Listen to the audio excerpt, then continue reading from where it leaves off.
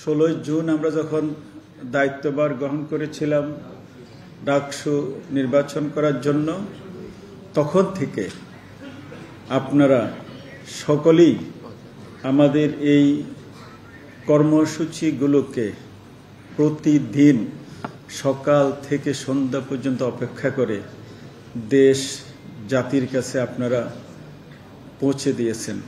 আপনাদের প্রতি আমাদের কৃতজ্ঞতা।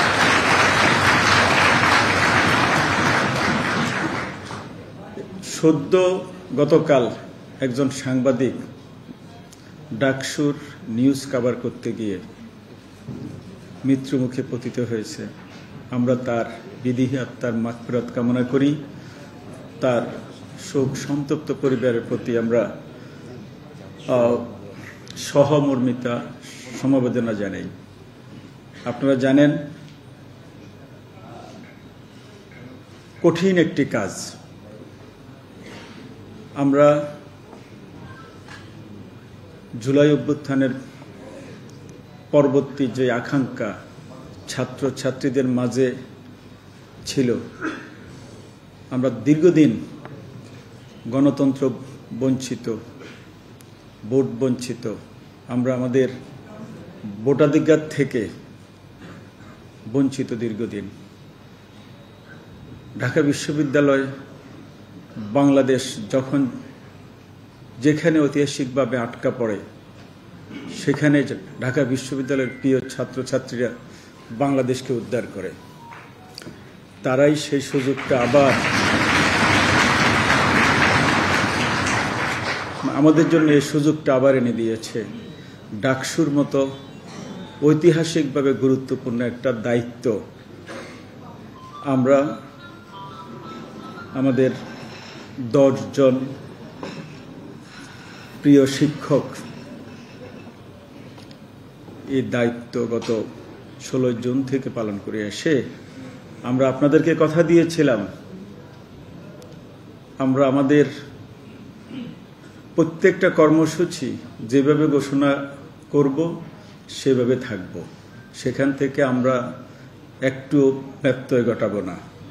আমরা আপনাদের আজকে এই কথা বলার সুযোগ পাচ্ছি যে আমরা ব্যত্যয় ঘটাইনি।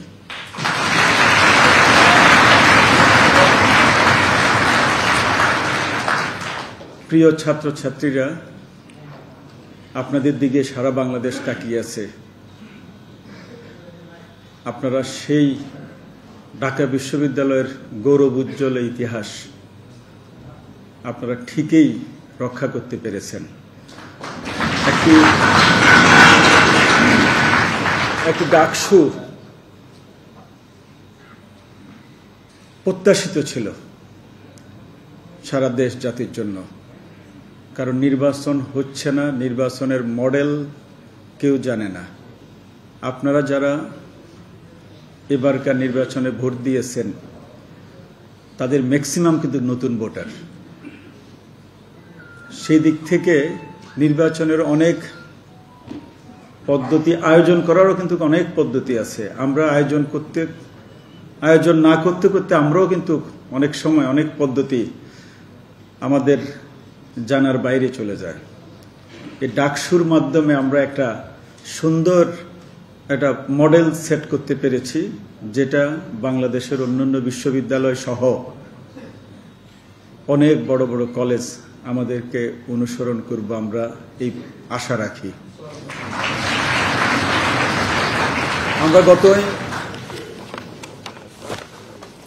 আমরা যেভাবে গত 29শে জুলাই তফসিল ঘোষণা করেছিলাম ডাকসুর, আমরা কতগুলো মাইলস্টোন আপনাদেরকে সেট করে দিয়েছিলাম। সেই মাইলস্টোনের লাস্ট মাইলস্টোন ছিল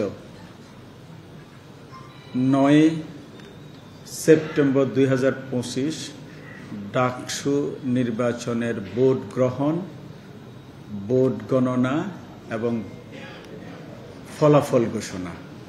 আপনারা ইতিমধ্যে আনঅফিশিয়ালি আপনারা রেজাল্ট জেনে গেছেন। আপনাদের হাতে আপনাদের সবার ফলাফল আছে। আমরা আজকে এখানে বসেছি শুধুমাত্র অফিসিয়াল এবং চূড়ান্ত ফলাফল ঘোষণা করার জন্য। আমি